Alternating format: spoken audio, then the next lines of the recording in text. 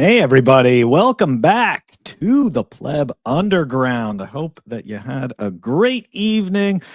Not a good start to the day unless you are stacking these current price levels, huh? Bitcoin sitting at 72,766. It's actually kind of dropping right now as we speak. Total public lightning capacity 5,238. Thinking that went down a little bit too. Anyways, one thing that's gone up though is the block height, 935,017. Yay. Believe it or not, I still have a glimmer of hope. And as the title suggests, right, the clickbait title, new all-time high this year. Let's take a look at that. Yeah, hey, good morning, Silent Lamb. Yeah, we're gonna take a look. Obviously, there's still people calling for new all-time highs this year. And guess what?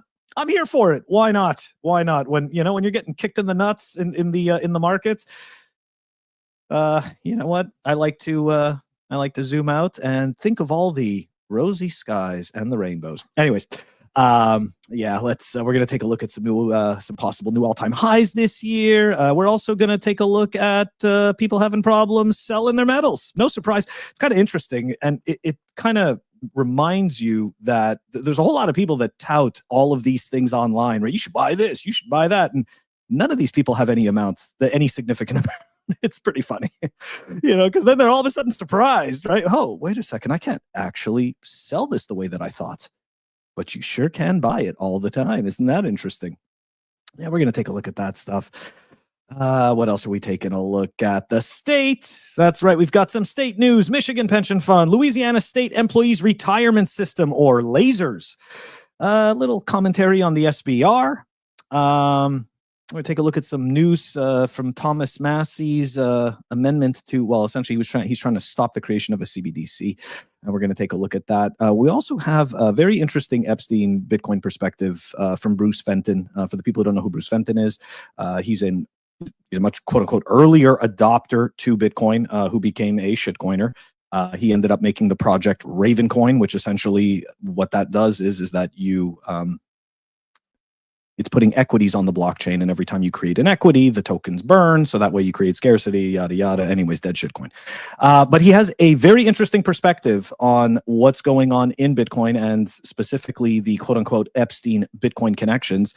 And not only that, but he was around, and if I'm not mistaken, he was also part of the Bitcoin Foundation. So might be worth taking a listen to, and we will.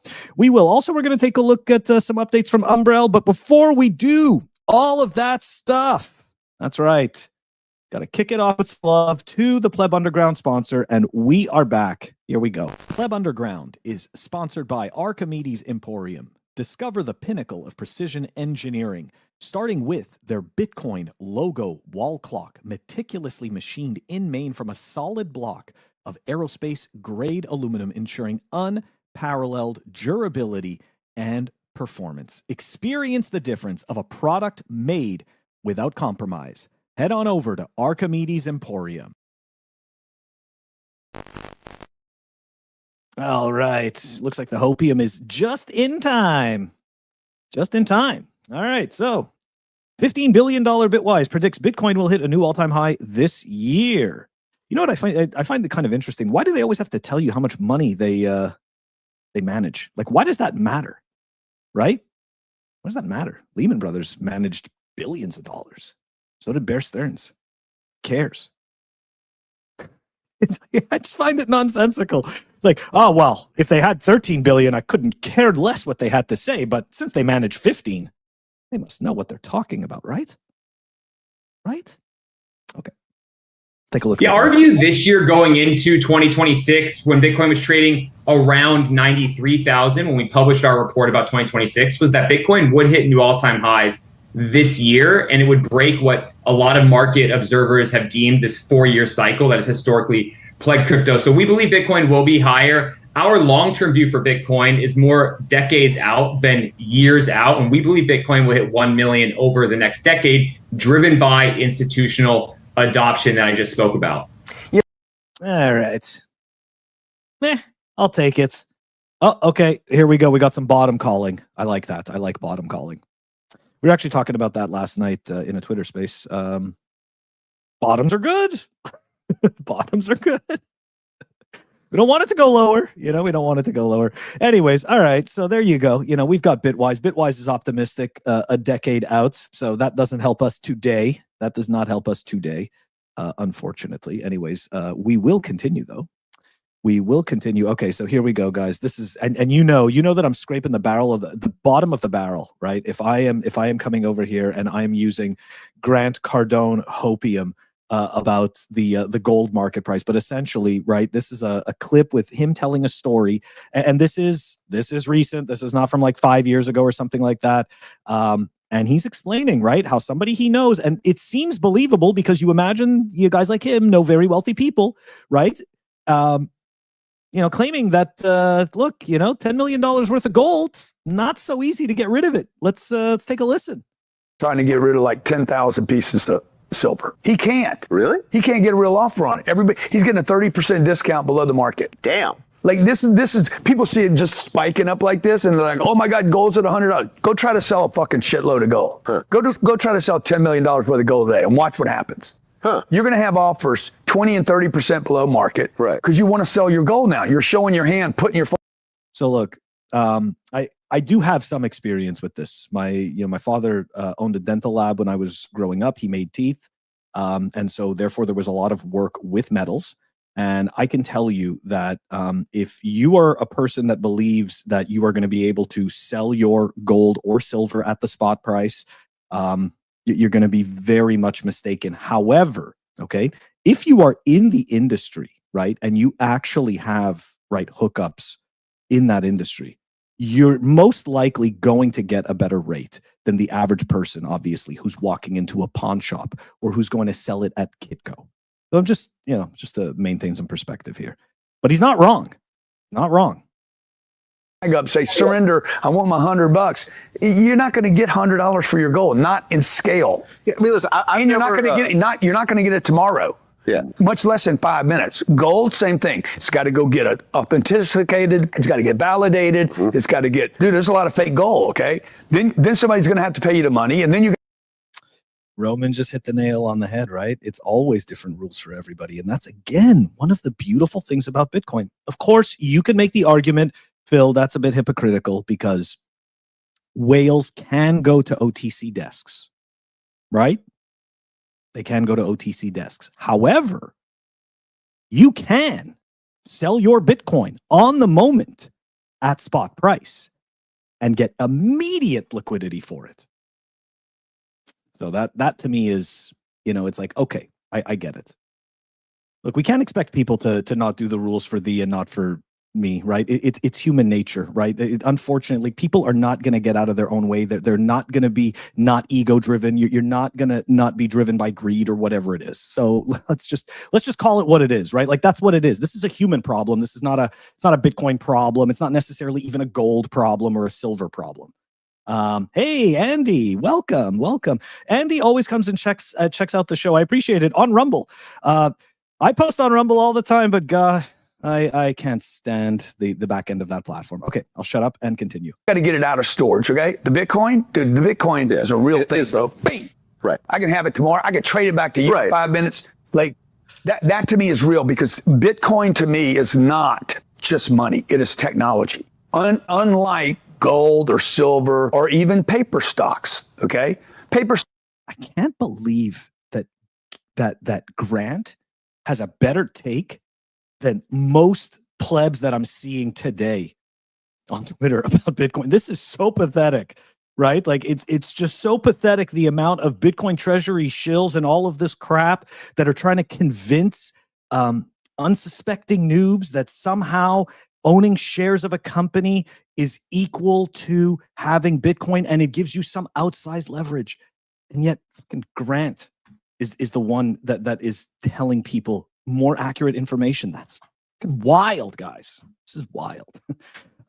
Hey, Phil, what's happening? All right. Anyways, so yeah, the metals, guys, it ain't that easy. Okay. It ain't that easy. It's nice to see the pump, but it's not liquid like Bitcoin. And unfortunately, you only find that out when you really, really need it. So it's too bad. Anyways, All right, guys, let's dive into the state. The state loves Bitcoin, and we're here to tell everybody about it. Here we go. So we've got the $114 billion U.S. Michigan State Retirement Fund, because if they had 113, it wouldn't matter. If they had 113, it wouldn't matter. And if they had less than 100 billion, if they were managing less than 100 billion for Michigan, fuck these people. They really don't matter. But since it's 114, here we go. State Retirement Fund just disclosed they bought 5,800 Bitcoin. No, they bought stonks. Treasury company shares. Aw. Boo. Yeah, shares. Yeah, exactly. I don't blame you, dude. I don't blame you one bit. Hey, Plastic, good morning. And you know what, Andy, to your point, I wish that Rumble had a better back end, and that they would actually, instead of spending money on a bunch of sensationalistic crap, that they actually made their platform better. I'd have no issue with never posting to YouTube ever again. Seriously. So Rumble, it's not just me. I'm sure there's a whole lot of creators that would rather move over to your platform, but they can't because your back end sucks. Okay. Anyways, sorry. I know that complaining has nothing to do with Bitcoin. All right. Next, Louisiana State Employees Retirement System, lasers. Sounds cool, huh? There's also CalPERS and CalSTRS and all of these. It's just so funny. Anyways, I like all this stuff. So here we go. They've revealed their exposure to Bitcoin. What? Through a smaller stake in Strategy. Louisiana Pension Fund manages $16 billion in assets, because if it was 15, no one would care. For more than 100,000 public workers, Lasers held 17,900 Strategy shares as of December 31st, 2025. But we only found out this information recently because they only recently disclosed it. So, okay, let's continue with the state. The banks, look, I am kind of confused about this. I am not 100% sure if this is all just a show where the banks are pretending. We were actually talking about this last night, and fellow Bitcoiner BitChick made a good point that if the banks were to release their own stable coins, they would come across as too CBDC-ish, right? That there could be some truth to that. But I don't know if like the banks, I'm painting with a broad brush. I don't know if the banks genuinely care, Like, I just don't know if they, why would they care about that, But still, that is a possibility. Anyways, we're going to take a listen here. This fundamental issue which you used to regulate yourself, which is the banks say, look, if you guys want to be, if the crypto world wants to be a bank, God bless, but go be a bank, be regulated like a bank, live with all of the features and regulations that exist in the banking world. And two, in success, meaning if the crypto world succeeds as much as I think you probably hope it does, it ultimately could destroy not just the banking system, but the economic engine behind the country, which is to say the loan volume would shift materially, not just that it would shift.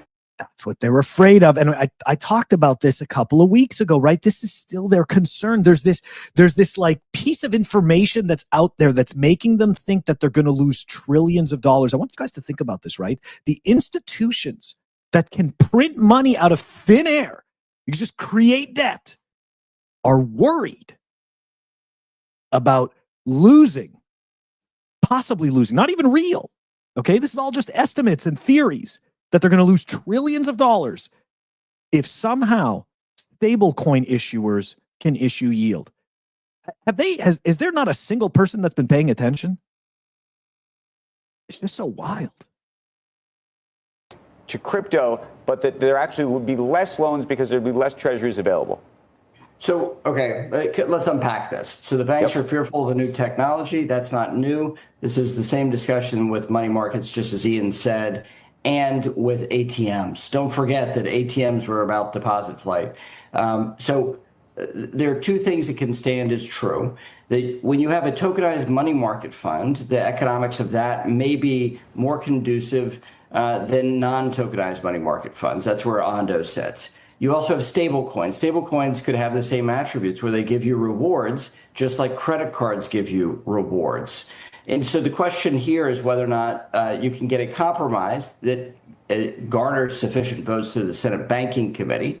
And that means that TradFi and crypto have to cut a deal on this question of yield. Standing in the middle of that is Coinbase, leading the effort. They have an economic model that is with Circle that is at the center of this debate and center of the concern that banks have on this debate. But I do think the banks have an overblown concern that crypto is going to destroy them by one regulatory change that enables people to get something back for having money, their dollars, stored as a stable coin.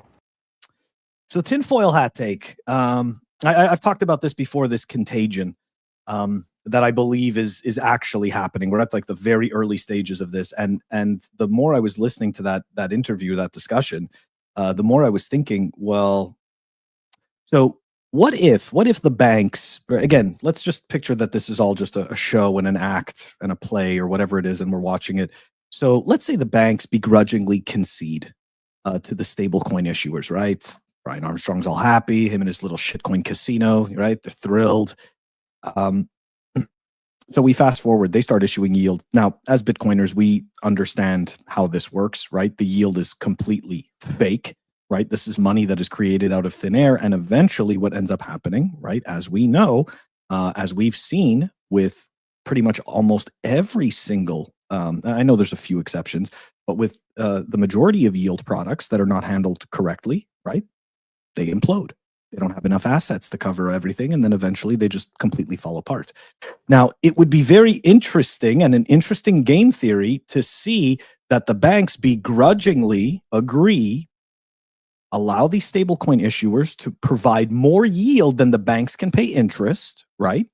And eventually, the stablecoin issuers blow out, right? They overextend themselves, as we've seen in the past, right? Like Luna and all that good stuff, right? Celsius, and even though Celsius wasn't a stablecoin issuer, they still were issuing yield. And we would see them blow up, right? And then all of a sudden, the banks, the heroes that they are, right? The heroes that they are, they would come, they'd step in. They'd save these companies, right? They'd save the Coinbases. They'd buy them, help them out. Coinbases, the Krakens. Something to think about.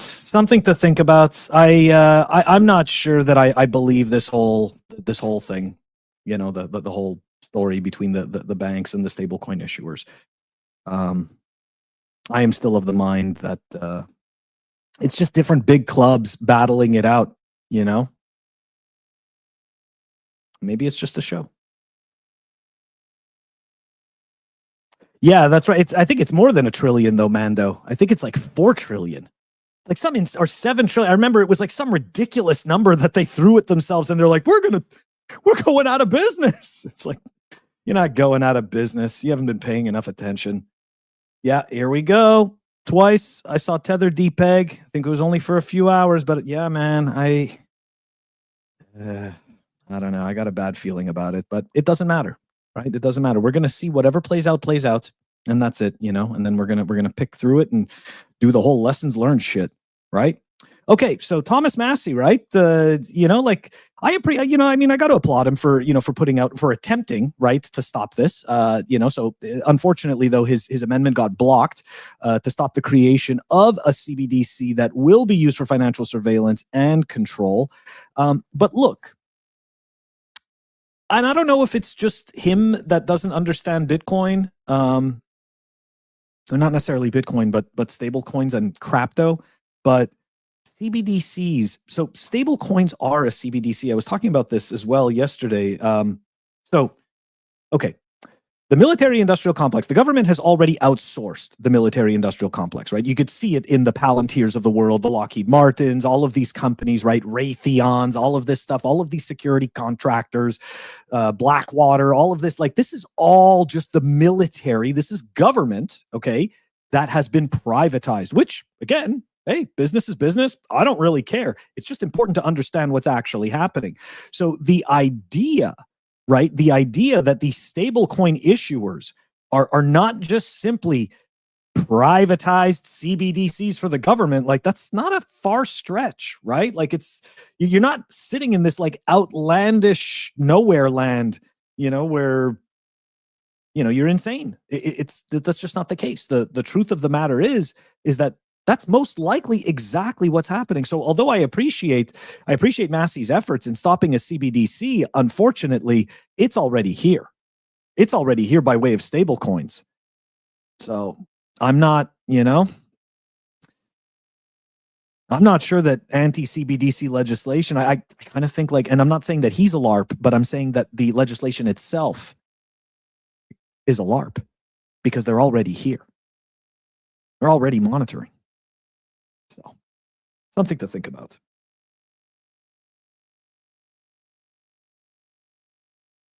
All right. So for the SBR, I thought that this was pretty funny. This is from Bitcoin Pierre, right? Pierre Rochard. There needs to be serious and urgent Bitcoin policy reform in DC. No doubts there. I agree. Even though Bitcoin doesn't need the reform, it's just let's bend the will of the people, right? We're not a Bitcoin superpower when coins are being stolen from the strategic Bitcoin reserve. And where is the audit? And I find that extremely entertaining because the SBR is completely made up of seized Bitcoin. There's not a single fucking sat that was purchased there. So the irony, the irony of the fact that there's Bitcoin being stolen out of the SBR, and really what he's referring to is that Bitcoin was supposedly sold, right? That should have gone to the SBR. But I just find it funny because the SBR literally consists of stolen Bitcoin. You can't steal from the stolen. Yeah, that's okay. I know people can, you can play semantics and be like, it wasn't stolen, it was seized. Whatever makes you feel better. That's stealing. Okay. Anyways. All right, guys, the Epstein stuff. So look, I'm going to kick it off with this one. So there's some people that are just way too happy to associate Epstein, Epstein with Bitcoin, with, pedo stuff, with Bitcoin core being captured and all this stuff. But look, guys, this email that's been going around, this is completely fake. And it has two completely different fields. The fonts don't even match. The spacing doesn't match. This is fucking embarrassing. And it's being shared out there, even by Bitcoiners, right? That are like, you see, core is captured. I really like, you got to have some self-reflection, right? And I don't support core. I don't think what they did is right. However, I also do not support BIP 110. Okay. But I just want you to realize that if you are more excited to cheer about something that you have not done your due diligence in, then this is a you problem. Okay. Yeah, I know, right? ACP, like it's fucking, this is ridiculous shit. Completely ridiculous nonsense. And I'm seeing people like just so happy, right? They're beaming to be sharing this. It's just so pathetic. It really is. And I understand it's not easy to be accurate. It's much easier to just feel good about your narrative. Big difference. Big difference. Anyways, this is a fake email, guys. Okay? This never actually happened. Totally fake.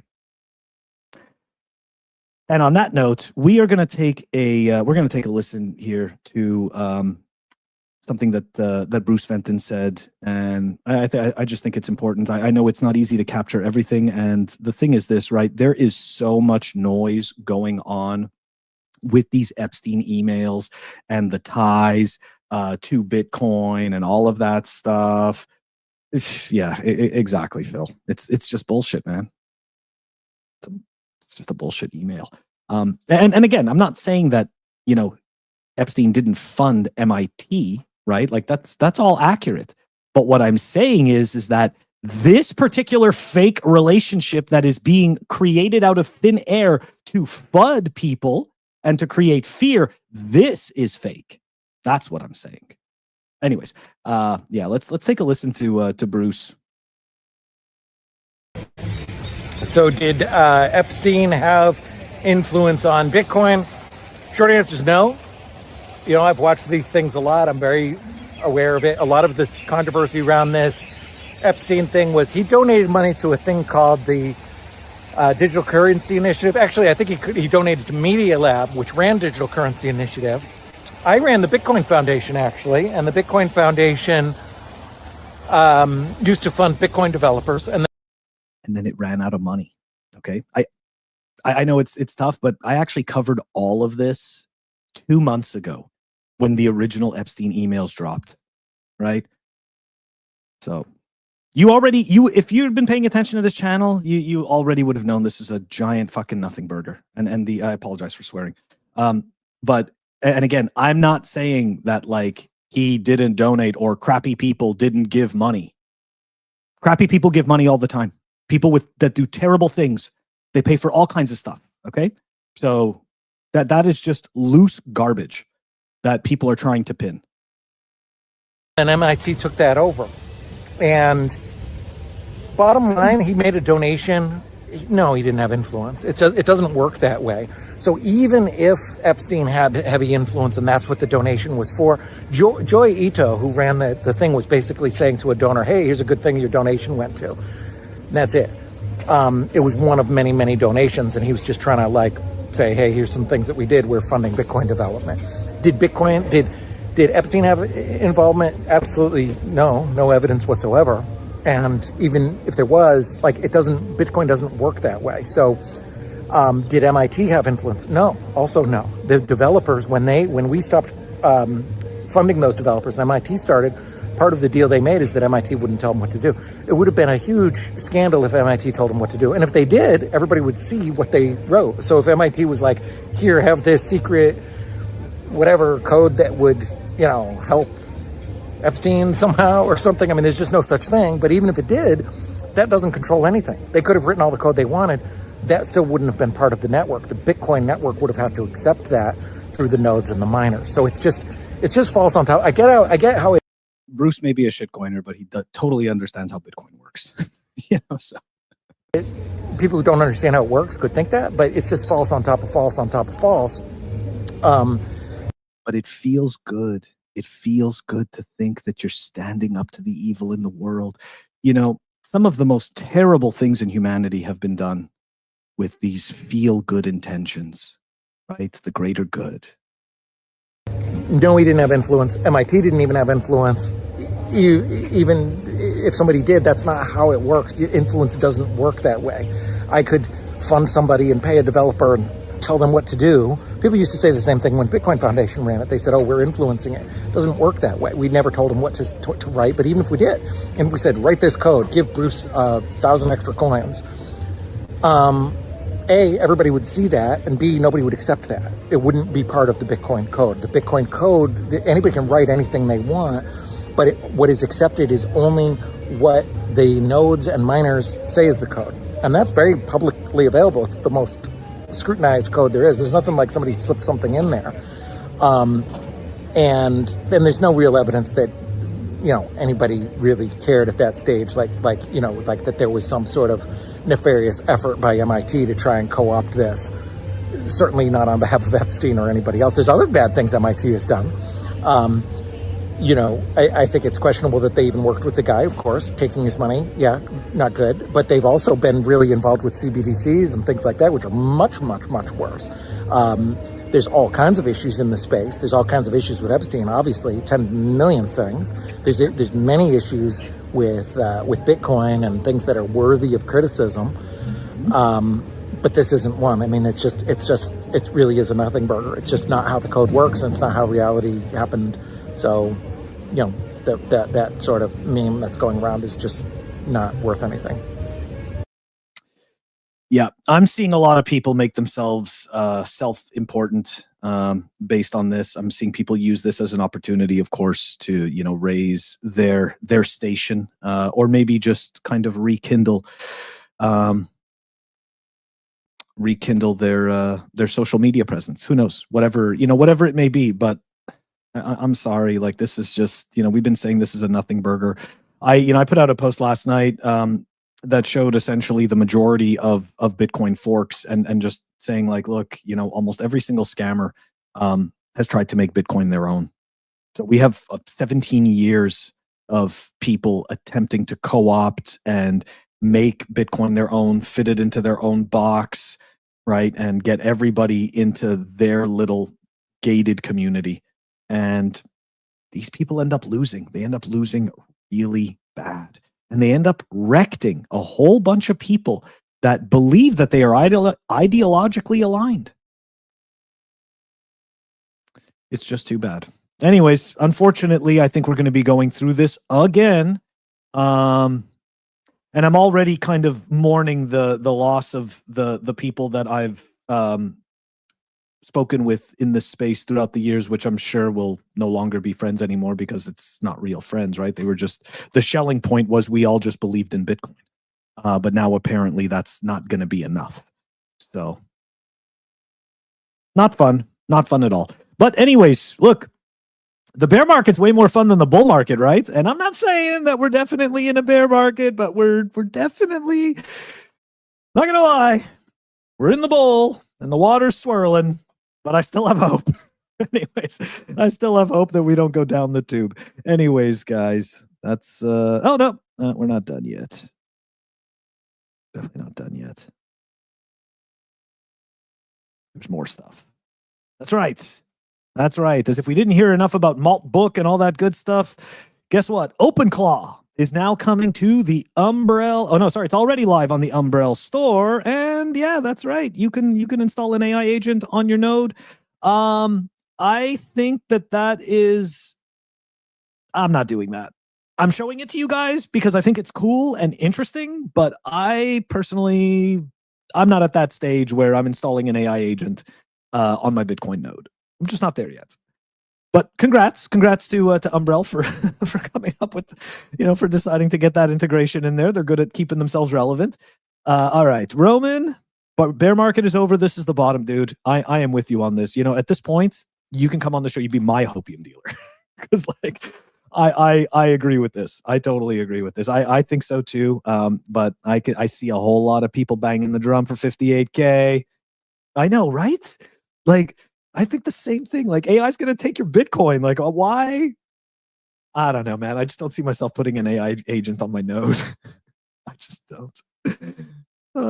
Yeah, that too, right? All of a sudden, you can't get the blockchain to sync anymore because the AI agent's soaking up all that CPU for your cycles, and who knows what else it's doing.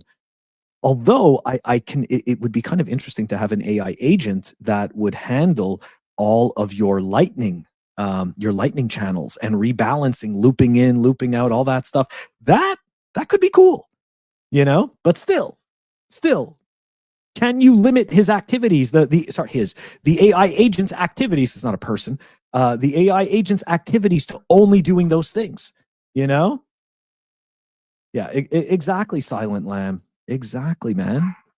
It's just about stacking, and it is a miracle, right? Because let's face it, when we were sitting at 126, everyone was like, that's it. Never going to be able to afford Bitcoin again. Well, here's your chance. You can afford it now. And it's so funny. Where are all those people that were so excited? If you loved it at 126, 70, where are we now? 73? It's a steal, Yeah, exactly. Here, you can't control AI agent even if it's against its religion. Does it have a religion? Rabbanica or something like that from Futurama, right? They pray to the robot god. Hey, so look, it looks like Futurama. So it looks like South Park won the round with the malt bots, right, and the crab people. But Futurama ended up winning the bet on the dystopian robot god, right? So what does that tell you? We should all be watching a lot of adult animation, right? I know. No, I totally saw this, Roman. I saw it. It's what do they call it? Crustafarianism. And I even saw the whole thing about the code and all of the consciousness. That's it. You know what? It would be a good topic.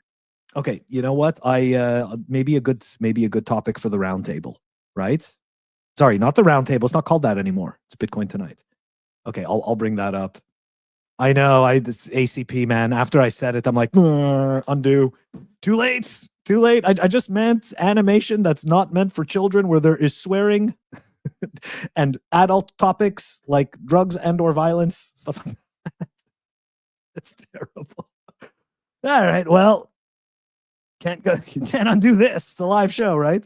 So that's that. Anyways, guys. Before we go, you know the deal. You know the deal, right? We're talking about all this stuff.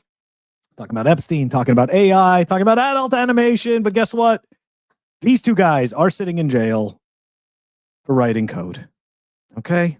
Writing code. So please consider signing the petition if you haven't yet.